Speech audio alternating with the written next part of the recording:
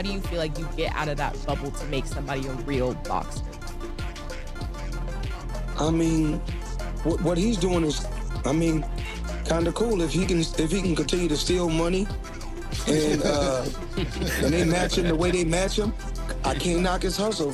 So if they can match him the way how they've been matching him. I haven't seen Gervonta Davis in another sexual assault allegation, lawsuits incoming, potentially criminal charges levied. We don't know yet, but we know that fight is up in the air, and I think that fight's not going to happen, and they're going to either have to move the fight back or they're going to have to look to a replacement or both. I don't know. This fight is still technically scheduled for November 14 to air on Netflix, but it's basically hanging on by a thread. But the team, Jake Paul's team, have reportedly gone and contacted all the fighters, and the names that they're looking at contacting to fight as a late replacement. Floyd Mayweather has once again sent shockwaves through the boxing world, this time by publicly calling out Jake Paul following the sudden cancellation of Gervonta Tank Davis's highly anticipated fight.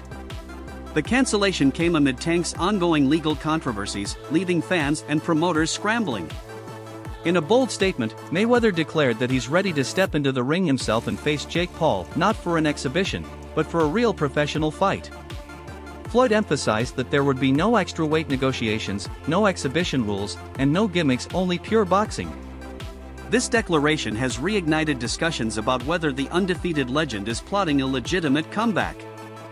Fans across social media are buzzing, wondering if this marks the return of Money Mayweather for one last true test inside the ropes. But at the time, people badly wanted you and Jake Paul to fight. Is he someone you're interested in, or no? Well, you know, if you go back, you gotta do your homework, look on the internet. I think he was doing a sit down on a podcast one time, and he talked about it. He said, I don't want to do an exhibition against Floyd Mayweather. He said, I'm only doing real fights. And of course, I can't get up high in weight, but I'll fight him in a real fight at the weight that I'm at. But Jake Paul, I mean, as of right now, for what he's doing, it's good for what he's doing. But once he fights a real fighter, it's going to be bad. Have you been impressed? But one thing I like about him, one thing I do like about him, he's selling it. He's selling it, and he's making good money. The cancellation of the Paul vs. Davis fight was officially confirmed after the emergence of new legal troubles surrounding Tank. Most Valuable Promotions, Jake Paul's promotional company, released a formal statement announcing that, given the nature of the allegations and the ongoing investigation, they would not move forward with the event at this time.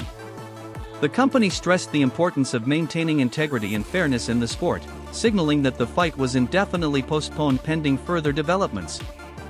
The situation, he was supposed to be boxing Gervonta Tank Davis, a man that weighs 133 pounds or 135. Regardless, it's a man that is way smaller than Jake Paul. So that is just ridiculous, and I've given my thoughts on that before anyway. But now it turns out that Gervonta Davis has some allegations about domestic abuse. I don't know too much about the situation, but apparently Netflix have pulled the plug on that fight. It says, here's a tweet I'm reading from Mike Coppinger. As reported, Jake Paul's return could shift to December, with the November 14th Netflix exhibition in jeopardy due to the latest allegations against Gervonta Davis. Sources tell Ring magazine that December 12th and the 19th. The controversy stems from a civil lawsuit filed against Gervonta Davis by his ex-girlfriend, Courtney Rosal, who accuses him of multiple serious offenses including battery, aggravated battery, false imprisonment, and intentional infliction of emotional distress. According to reports, the alleged incident took place on October 27 at a Miami nightclub where Rosal works. Court filings claim that Davis physically assaulted her, dragging her through multiple areas of the establishment, from the stairwell to the kitchen and even into the parking garage. Miami Gardens law enforcement has confirmed that a criminal investigation is active alongside the civil proceedings, placing Davis under intense public and media scrutiny. Champion Gervonta Tank Davis faces new abuse claims from a woman who claims to be his ex-girlfriend. This is according to our media partner, the Baltimore Banner. Courtney Russell says she dated Davis for 5 months and recently filed a civil lawsuit accusing him of aggravated battery, false imprisonment, and other offenses. She claims Davis physically attacked her a number of times during their relationship. Russell claims the most recent incident was Monday at a Miami nightclub. Davis is scheduled to fight Jake Paul. MMA analyst Chael Sonnen recently addressed the growing uncertainty around the fight's cancellation, revealing that he personally tried to contact both camps for clarification. Sonnen claims he reached out to representatives from Jake Paul's team and Davis's management to verify whether the rumors were true, but neither side gave him a direct answer. Their silence, he said, spoke volumes. Sonnen suggested that when both camps avoid confirming or denying something, it usually indicates deeper issues, likely legal, contractual, or promotional complications beyond what the public sees. He hinted that the story could be far more complex than just scheduling or health issues, implying that the entire event may have been on unstable ground long before the official announcement. Tank has one job to do, which is to let anybody know that's listening that it doesn't make any difference, that boxing is a real sport. My skills versus your skills, of which I have an abundance of and of which you have none of. My life's commitment and dedication versus a second or third or fourth thought in the world of priority on your list. And I used to believe those things. Now, I go back far enough in MMA that I've had my eyes open a number of times. The fact that karate was so incredibly useless, or the fact that Jeet Kune Do was so incredibly useless, like these were not things that I would have bet on when I was in high school. As a wrestler at that time, I would not have assumed that I would fare well in a fight against somebody that knew Kung Fu. We had all been falsely led through Hollywood. Not through competition, not through sport, not through understanding of the game, but just through Hollywood. We were told that those guys were the most dangerous guys. So, we then eventually get up to Conor McGregor versus Floyd Mayweather, which had a weight discrepancy, but it was very small. I mean, I watched him weigh in, I want to say it was like 8. With Tank's future now uncertain, Mayweather wasted no time seizing the spotlight. He openly challenged Jake Paul, claiming that the YouTube star turned boxer would pose little threat to someone of his pedigree. Floyd has repeatedly stated that while Jake Paul has done a remarkable job building a name in crossover entertainment, he doesn't yet consider him a legitimate boxer. It would be too easy, Mayweather once said, hinting that Paul's lack of top-tier experience would be brutally exposed in a real fight. Still, Floyd respects Jake's hustle and promotional genius, acknowledging that the young fighter has turned spectacle into big business, but insists that the skill gap between them is too wide to ignore. There are many people who believe you're the most talented fighter ever, period.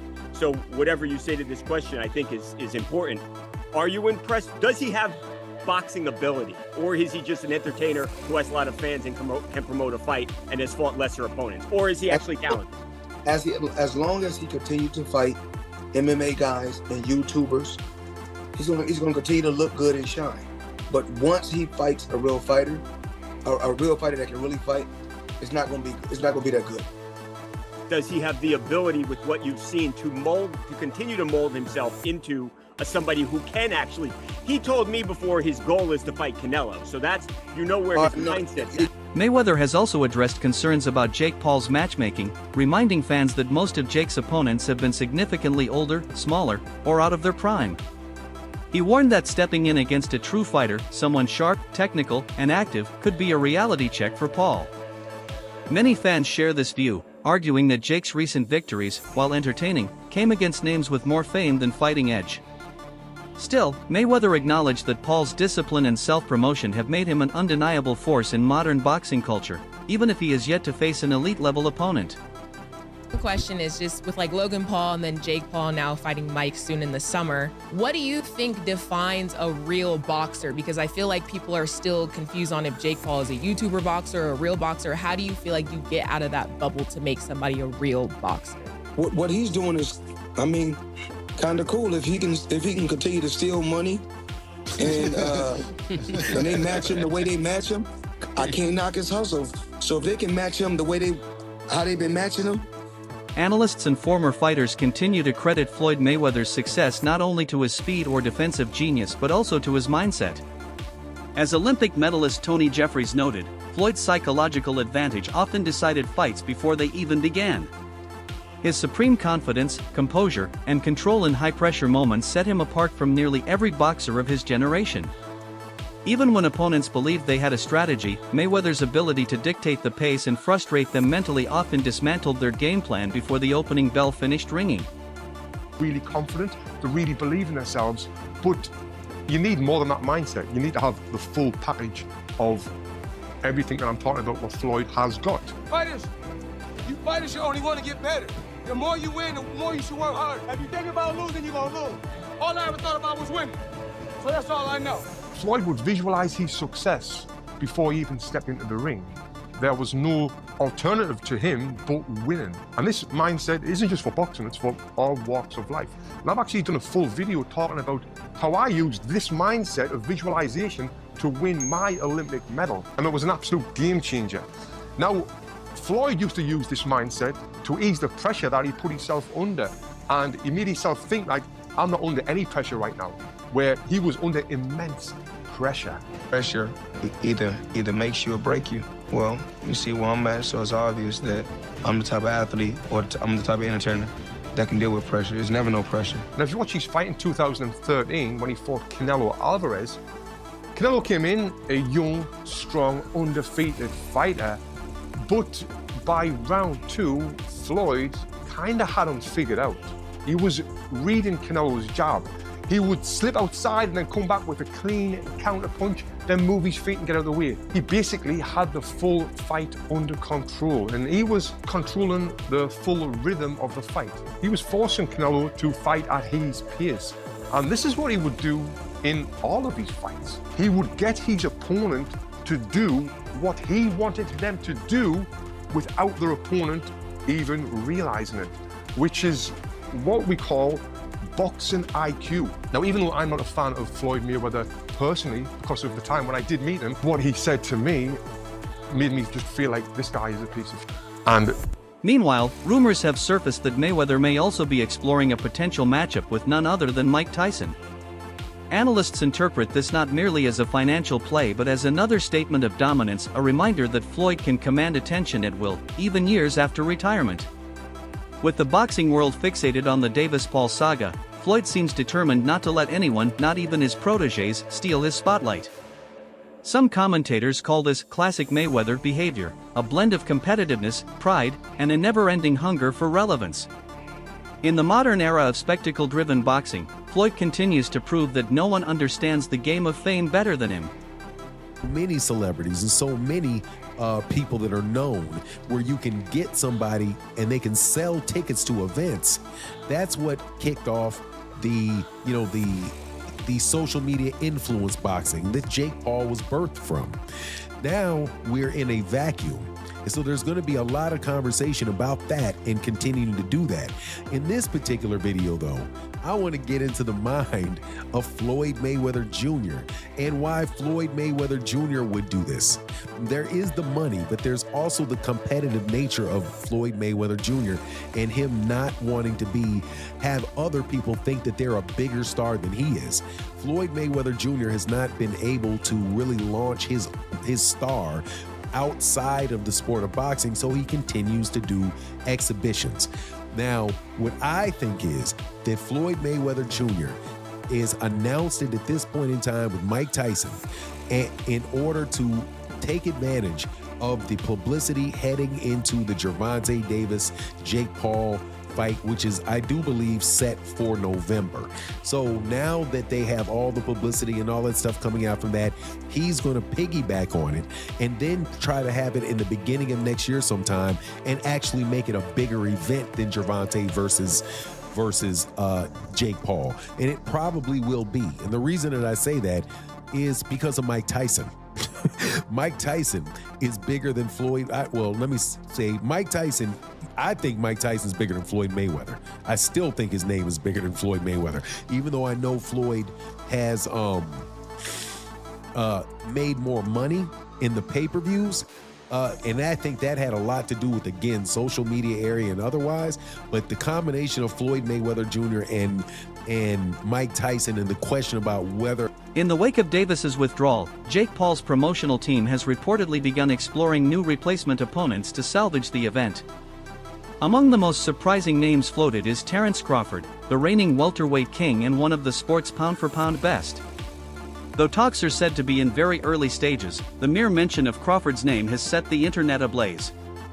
If the fight materializes, it would elevate Jake Paul's boxing credibility overnight, turning what was once seen as entertainment into a true elite-level contest. However, insiders caution that no formal offer has been accepted, and these discussions remain speculative for now. Even so, the buzz is enough to shift attention from scandal to speculation, as fans wonder what Jake's next move will be. Technically scheduled for November 14 to air on Netflix, but it's basically hanging on by a thread. But the team, Jake Paul's team, have reportedly gone and contacted all the fighters, and the names that they're looking at contacting to fight as a late replacement: Ryan Garcia, Terrence Crawford, Francis Ngannou, I mean, come on, we'll get into them, and Nate Diaz. So he's already fought Nate Diaz, but let's go through them one by one. I mean, Ryan Garcia, he's a similar size to Gervonta Davis. He's bigger though. Davis made him come down, didn't he? Then he beat him up. So that was Ryan Garcia. Quite a bad loss for Garcia, that was, because he was up for the fight, but Gervonta Davis beat Garcia.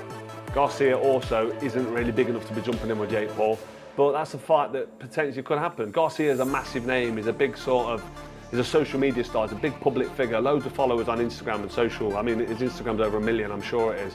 He's just a big name, good-looking kid, great fighter, fast stands, and he's quite controversial as well. So that'd be a good fight, but the weight disparity, again, it's too big. So for me, when I say it'd be a good fight, it'd be interesting to see how Ryan Garcia would go in against Jake Paul. But to be honest, Jake Paul's far too big for him. Who else we got? Terrence Crawford. I can't see Terrence Crawford entertaining this, but then you never know, do you? If the old bunts make sense, then it makes people do strange things. And Terrence Crawford's getting on now, what is he, 37, 38 years old, had a great win against Canelo. Would he jump in with Jake Paul for mega money? Probably. He'd paced him as well. I mean, Terrence Crawford would be too much for Jake Paul, even though he's up at 168 in his last fight, super middleweight, my old weight division. So I don't think Jake Paul would fight him. Francis Ngannou, I mean, why even chuck Ngannou in the mix? Ngannou wouldn't stand with him, he's too big. I mean, he talked about Anthony Joshua, that never happened, did it? It's a load of bollocks. He talked about fighting AJ, then announced he's fighting someone the size of one of AJ's legs in Gervonta Davis. So for me, that's nothing. And the Nate Diaz fight, he's already fought him, it was a rubbish. Veteran boxer Carl Froch has been openly critical of the entire Jake Paul versus Gervonta Davis concept, calling it a rubbish fight with little sporting merit. Froch argued that Paul's limited experience made the matchup a mismatch, while Davis's smaller frame and natural weight class made the bout equally unbalanced in the other direction. Froch emphasized that the sport's purity is being diluted by celebrity bouts and crossover hype. In his words, such fights may sell tickets, but they risk damaging boxing's legacy in the long term. Absolute clown world, really fitting for fake Paul, the clown, because it's a clown show. You're putting him in with somebody who's 100 pounds lighter. I mentioned the weight disparity before, getting on for 7 stone. It's a weight-governed sport. It should not be happening. He's too small, Gervonta Davis, against a big Jake Paul, who's in the gym a lot, training. Apparently he's fit and strong and he has a go and he can fight a little bit, which I disagree with, because I don't think he can. He might be able to fight a little bit, he certainly can't box. But these allegations against Gervonta Davis, they're very serious allegations. Anybody that's laying hands on women needs to be shut down straight away. They need to be, for me, they need to be locked. Former world champion Amir Khan echoed Froch's sentiment, calling the matchup a terrible mismatch and accusing promoters of endangering fighters just for profit. He pointed out that Jake Paul walks around above 200 pounds, while Davis has never competed above 140. Khan labeled the idea borderline exploitative, suggesting that it's less about competition and more about money. He questioned whether Davis was simply looking for a big payday before stepping away from the sport, further fanning the flames of controversy surrounding the now-cancelled bout. He gets on my nerves a little bit. I think the way he looks himself, the way he acts, and I think he's just full of himself as well, and he thinks he can fight, and he's only been boxing for what, like a year? But he's been very lucky though. He has he's had some good wins against like MMA fighters. He's a little bit heavier than me, but I don't mind putting the pounds on. Just despite the backlash, some fans argue that the fight never needed to be cancelled in the first place. They point out that many athletes have competed while facing legal issues, claiming that Tank's situation shouldn't automatically disqualify him from fighting. They believe the promoters acted out of public image concerns rather than genuine ethics. Others, however, disagree, arguing that proceeding with the fight would have sent the wrong message, especially given the gravity of the allegations. The debate has sparked widespread conversation about where the line should be drawn between personal conduct and professional opportunity in modern sports. Did Gervonta Davis's cancellation of his fight with Jake Paul, was it the right decision from Jake Paul, his team, and Netflix? Did they make the right move to cancel the Gervonta Davis fight? I want to know y'all thoughts in the comment section. We'll probably do a longer video on this later, but I want y'all to interact and let me know y'all thoughts. Now that we know the fight is canceled, they announced it late yesterday while we were in the middle of our live stream. What is your thoughts? Do you think the fight should have been canceled? Smash the like button, subscribe to the channel. I'll see you. So now, the question on everyone's mind: should Floyd Mayweather actually step in to fight Jake Paul, or should the promoters wait until Gervonta Davis clears his legal troubles? With the sport in flux and fans divided, opinions are flying in every direction. One thing is certain: the drama surrounding Mayweather, Paul, and Davis has reignited global interest in boxing, blurring the lines between legacy, spectacle, and entertainment. What do you think? Is this Mayweather's moment to reclaim the spotlight, or should he stay retired and let the next generation carry the torch? Drop your thoughts in the comments below.